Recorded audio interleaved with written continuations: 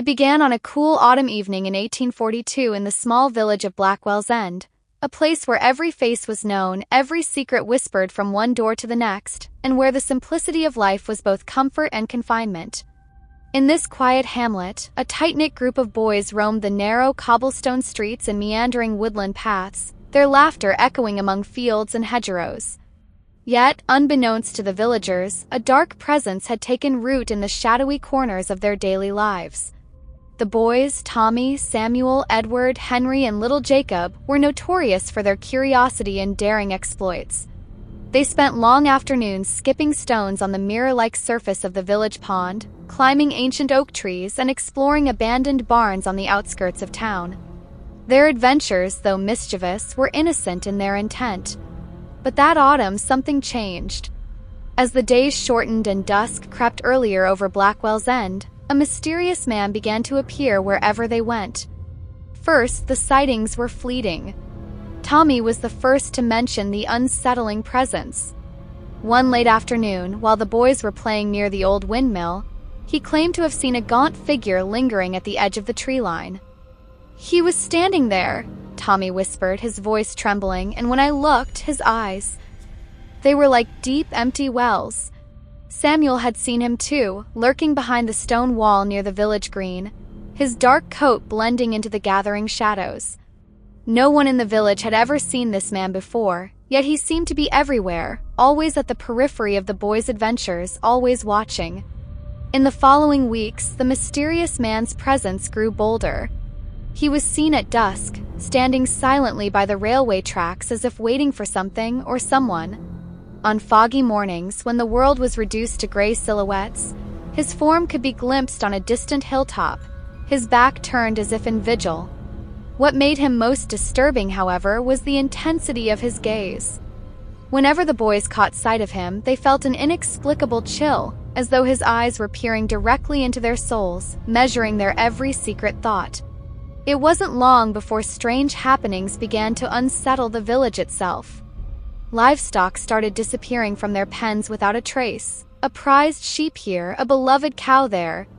The villagers whispered that the forest had grown hungry, that ancient curses had been awakened. But amidst the panic, no one connected these events with the silent, ever-watchful stranger. Late one night, as a bitter wind rattled the shutters of the cottages, the boys gathered in their secret meeting spot, a small, abandoned boathouse by the river. The building, hidden away among reeds and wildflowers, had once been used by smugglers long ago, and now served as a refuge for their whispered conspiracies. "Have you ever wondered who that man really is?" Edward asked, his voice barely above a hiss. His eyes, usually so bright with mischief, were dark with worry. "I saw him last week by the cemetery. He was standing by the old gravestones, just staring. It was as if he knew every name on those stones." Henry shivered. "I heard from old Mr. Bevan at the market that some say he's a ghost, a cursed soul doomed to wander until his sins are forgiven." His tone was uncertain, as if he feared that even speaking his theories might summon the specter. Jacob, the youngest and most impressionable, clutched his small wooden toy close. "But, how can a ghost be walking among us?" he whispered, eyes wide with both terror and wonder. Samuel, ever the pragmatist, frowned. "There's no such thing as ghosts, Jacob. But I can't explain his presence. He's always there, watching us. And I'm beginning to think it's not just by chance." Over the next several days, the boys resolved to discover the truth. Their plan was simple: follow the man, observe his actions, and gather evidence. They staked out the familiar haunts, the edge of the forest, the deserted railway station, even the winding path behind the chapel. Always they found signs of him: a footprint near a muddy bank, the faintest imprint of a hand in the dust, or simply that unnerving sense of being watched. One afternoon, as a waning sun cast long, crooked shadows across the village, the boys noticed something peculiar near the old stone well in the center of town. There, etched into the weathered stone, were strange symbols that none of them had ever seen before. The markings were not part of any known language, nor did they resemble the decorative carvings of ancient lore. Instead, they pulsed with a quiet, almost otherworldly energy, as if they were a silent summoning. It was then that Samuel's voice broke the silence. "Do you think it's his doing?" he asked, his eyes scanning the enigmatic carvings. Tommy shook his head slowly. "I don't know. But it sure feels like we're being led somewhere, like there's a path we're meant to follow." The others exchanged uneasy glances, each silently acknowledging the unspoken truth. The stranger's influence was spreading far beyond their own lives. As the peculiar events in the village multiplied, doors creaking open on their own, eerie lights dancing in the windows at night, and an overwhelming sense of dread that even the adults couldn't quite shake, the boys began to piece together a theory. They recalled hushed conversations overheard in the local inn, where older villagers murmured of a man named Nathaniel Blackwood, whose tragic tale had long been buried in the annals of Blackwell's End. According to legend, Nathaniel was once a respected member of the community, a young man with a promising future, whose life was cut short under mysterious circumstances. Some said he had been wrongly accused of a crime, others whispered that a bitter curse had doomed him after a scandal that rocked the village decades ago. Regardless of the truth, Nathaniel had vanished from memory, and his name was spoken only in trembling tones when the darkness fell. One chilly evening, determined to uncover more, the boys crept toward the village's dilapidated chapel, a small stone building whose once proud spire now leaned precariously. It was said that the chapel's keeper, an old man known simply as Father Edmund, might hold clues about the past. But as the boys approached, they found the chapel locked and deserted. Undeterred, they slipped through a broken window, their hearts pounding in their chests like frightened birds. Inside, the musty air was thick with the scent of incense and ancient parchment. In a dusty corner, beneath a portrait of a kindly old clergyman, they discovered a small, leather-bound journal. Its pages were yellowed with age, and the entries were written in a delicate, looping hand. As Edward carefully read aloud, the story of Nathaniel Blackwood began to unfurl before their eyes. "I, Nathaniel Blackwood, do record these final moments of my earthly existence. Betrayed by those I held dear and condemned by whispers of sin, I have been marked by a curse that binds me to the mortal coil no longer. In life, I sought only to serve my people. In death, I shall wander as penance, an unholy reminder of the injustice that befell me. Should any soul be brave enough to seek the truth, know that my gaze bears the weight of sorrow and fury, and that the darkness I invoke is not born of malice but of despair." The words sent a shudder through the boys. Could it be that the mysterious man they had been trailing was none other than Nathaniel Blackwood himself, a spirit cursed to roam the village for eternity? The idea was as thrilling as it was terrifying. Over the next few days, the boys became more daring in their pursuit. They noticed that whenever they gathered near the old well or the chapel, the mysterious man would appear almost immediately, his presence as silent as a shadow. Times they caught glimpses of him in the reflection of a puddle or the glass of a shuttered window. Each encounter deepened the enigma. His eyes, they swore, seemed to hold an ancient sorrow, a plea for understanding that no one dared to acknowledge. One moonless night, the village lay hushed under a sky strewn with stars. A dense fog had rolled in from the moors, cloaking the familiar in uncertainty. The boys, emboldened by their secret knowledge and a sense of urgency that bordered on desperation, decided to follow him one last time. They believed that if they could track him to his final destination, they might uncover the truth behind the curse and perhaps set things right. They trailed him through winding lanes and overgrown footpaths until they reached the edge of the forest. The ancient trees loomed like silent sentinels, their gnarled branches twisting upward against the night sky. There, nestled in a clearing, stood an abandoned manor house. Its crumbling stone walls and shattered windows whispered of a bygone era, a time when the Blackwood name was spoken with respect and fear in equal measure. The boys crept closer, hearts thundering in their chests as the manor's dilapidated facade grew clearer in the dim light. The mysterious man was nowhere to be seen, yet it was obvious he had led them here. The air was heavy with the scent of decay and secrets, and an almost palpable sense of foreboding seemed to hang over the place like a shroud. Inside, the grand entrance hall was cloaked in darkness. The once stately furnishings were draped in dust and cobwebs, and a grand chandelier, long since fallen into ruin, lay scattered on the floor. The boys moved cautiously, their footsteps muffled on the worn carpet as they made their way toward a large, ornate door at the end of a long corridor. Suddenly, a cold gust of wind slammed the door shut behind them, plunging the hallway into a deeper darkness. A voice, barely more than a whisper, seemed to emanate from the very walls. "Why have you come?" it murmured, a question that carried both sorrow and accusation. Frozen with fear and wonder, they turned as one toward the source of the sound.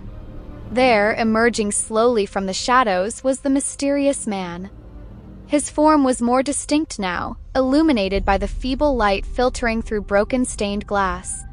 His features were gaunt, his skin pallid as if untouched by the warmth of life. And those eyes, those deep, sorrowful eyes, seemed to burn with an inner light, holding within them decades of anguish and regret. For a long, breathless moment, time itself seemed to stand still. The boys could only stare, transfixed by the sight of the man who had haunted their every step. Finally, Tommy managed to choke out, "Who? Who are you?" The man's gaze swept over each of them, and in that moment, his voice, low and resonant, filled the space. "I am Nathaniel Blackwood," he said, each syllable heavy with the weight of centuries. "I am the shadow of my own betrayal, the remnant of a promise broken by those who feared the truth." The revelation sent a shockwave through the boys. They had pieced together fragments of an old legend, yet the reality of it was too staggering to comprehend. Nathaniel's eyes pleaded silently for understanding, a desperate cry from a soul caught between worlds. "I was condemned by those I once loved," he continued, "and my curse is not born of malice but of a grief that will never end. I wander these lands, bound by the injustice that was done to me, hoping that one day the truth will be known." Samuel stepped forward, his voice trembling with both pity and dread. "But why? Why do you watch us?" he asked. "Why have we been caught in the midst of your sorrow?" Nathaniel's expression was one of profound melancholy. "I have sought redemption in your youthful curiosity," he murmured. "In your innocent hearts, I see the possibility of forgiveness, of a new beginning that might, even for a cursed soul, bring peace. I did not wish to frighten you, but fate has entwined our destinies in ways that neither of us can escape." That moment, the sound of creaking floorboards and distant whispers filled the corridor. It was as if the manor itself were coming alive with the memories of a tormented past. The boys exchanged nervous glances, realizing that they were witnessing something far greater than a simple ghost story. They were standing in the presence of a tragedy, a man condemned to an eternal limbo of guilt and longing. Over the course of the next few minutes, though it felt like hours, Nathaniel recounted the dark history that had led him to this state.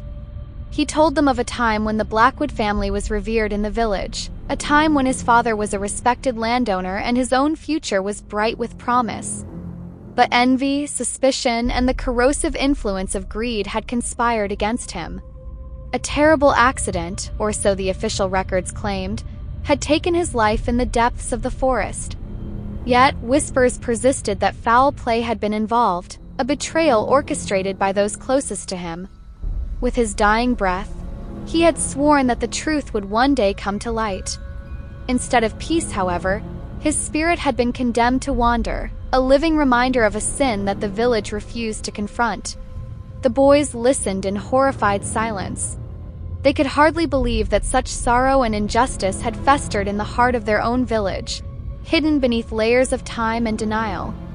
"But, how can we help you?" Edward finally asked, his voice steady despite the terror in his eyes.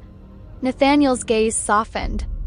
"The path to absolution lies not in vengeance, but in truth. You must tell the world what has been hidden for so long, even if no one believes you. Curse that binds me was forged by secrets and lies. If the light of truth can penetrate that darkness, perhaps I can finally rest." As Nathaniel's words echoed through the ruined manor, a profound silence fell over the room. The boys, trembling yet resolute, knew that they had been entrusted with a terrible and sacred duty. They were to be the bearers of a secret that could shatter the complacency of Blackwell's End and force the villagers to confront the sins of their past. Yet, as the first light of dawn crept through the shattered windows, Nathaniel's form began to fade. "Remember," he whispered, his voice growing fainter with every passing second, "the truth must be told, no matter how hard it may be to bear. For only then can the wounds of the past begin to heal." And with that, he was gone, vanished into the ether, leaving behind only the echo of his sorrow and the heavy burden of his confession.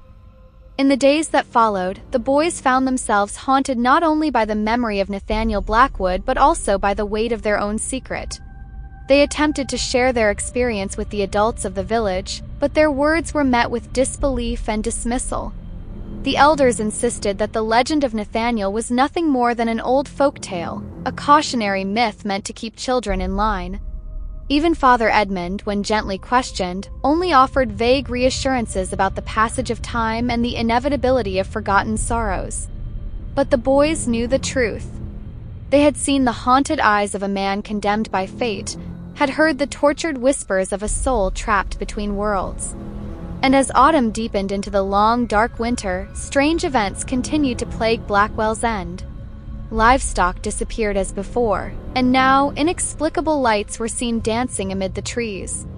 Doors creaked open in empty rooms, and the chill of Nathaniel's presence seemed to seep into every corner of the village. The sense of foreboding was unmistakable, a legacy of a curse that refused to be forgotten. Even as time moved on and the seasons changed, the memory of that fateful night in the manor remained etched in the hearts of the 5 boys.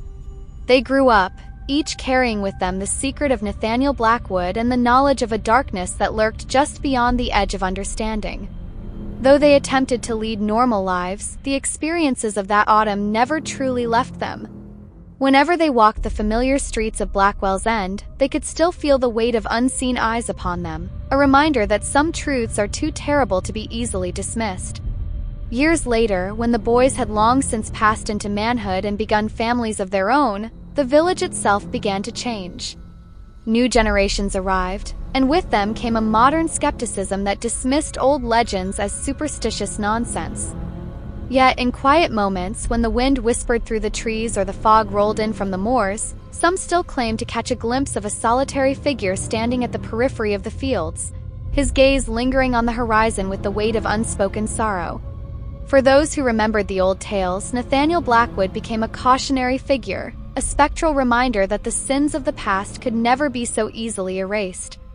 And though many dismissed the accounts as mere fancy, the few who dared to believe in the impossible kept his memory alive, passing down the story as both a warning and a plea for redemption.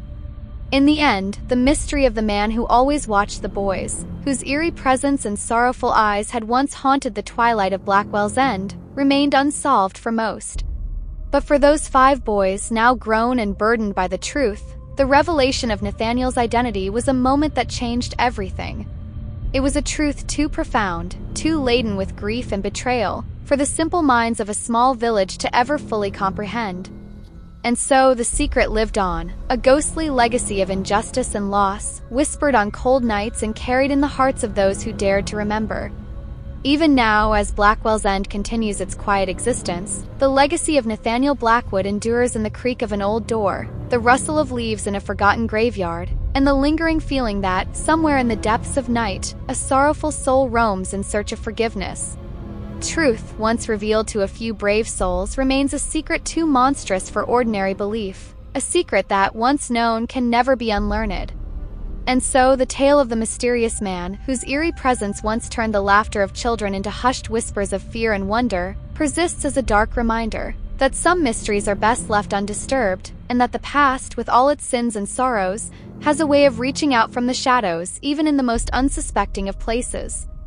For the boys of Blackwell's End, now men with families of their own, the memory of that fateful autumn would forever serve as both a blessing and a curse, a lesson in the weight of truth and the power of secrets, and a reminder that sometimes when you dare to look too deeply into the abyss stares right back at you with eyes that have seen too much sorrow to ever be forgotten.